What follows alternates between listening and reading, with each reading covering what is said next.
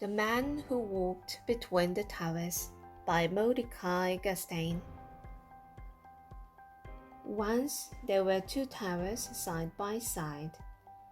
They were at a quarter of a mile high, 1,340 feet, the tallest buildings in New York City. A young man saw them rise into the sky. He was a street performer.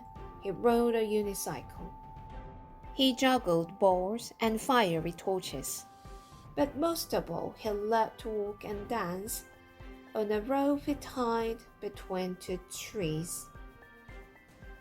He looked not at the towers, but at the space between them, and thought, what a wonderful place to stretch a rope, a wire on which to walk.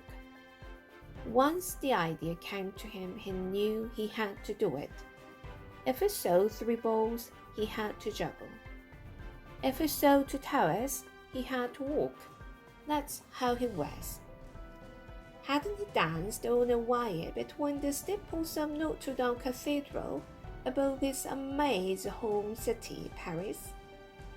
Why not here, between these towers? Of course, he knew that, as in Paris, the police and the owners of the towers would never allow it. You must be crazy, they would say. You'd fall for sure. And Sir Philip, that was the young man's name, began a plan to do it secretly. The buildings are not quite finished, he thought. Maybe, if I dress as a construction worker.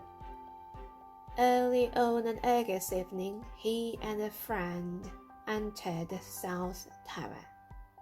They got the 440-pound reel of cable and other equipment into the elevator, took it to the unfinished top 10 floors, and waited till nightfall when everyone had gone.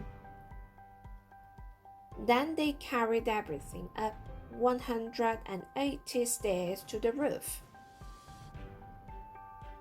At midnight, on the other tower's roof, two more friends tied a thin, strong line to an arrow and shot it across to Philip, 140 feet away. It missed and landed on a rat 15 feet below the roof. Bad luck, thought Philip. He crawled down to the ledge over the sparkling city and got the arrow. To its line he tied a stronger line, which his friends pulled back to their tower. To his end of the stronger line, Philip tied a cable on which he would walk. It was 5/8 of an inch thick. His friends pulled the cable over to their tower, but it was so heavy that it slipped from Philip's grip. The cable's middle plummeted toward the street, pulling the friends on the other tower to the very edge. Philip, just in time, secured his end. It took 3 hours to pull the cable back up.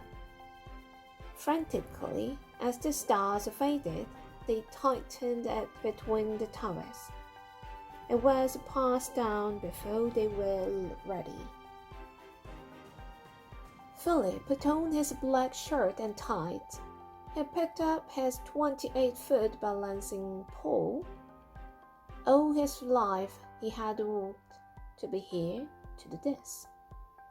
As the rising sun lit up the towers, out he stepped onto the wire. Out to the very middle he walked, as if he were walking on the air itself. Many winds whirled from between the towers, and he swayed with them. He could feel the towers breathing. He was not afraid.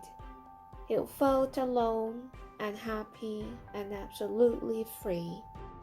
A woman coming from the subway might have been the first to see him. "Look! Someone walking on a wire between the towers."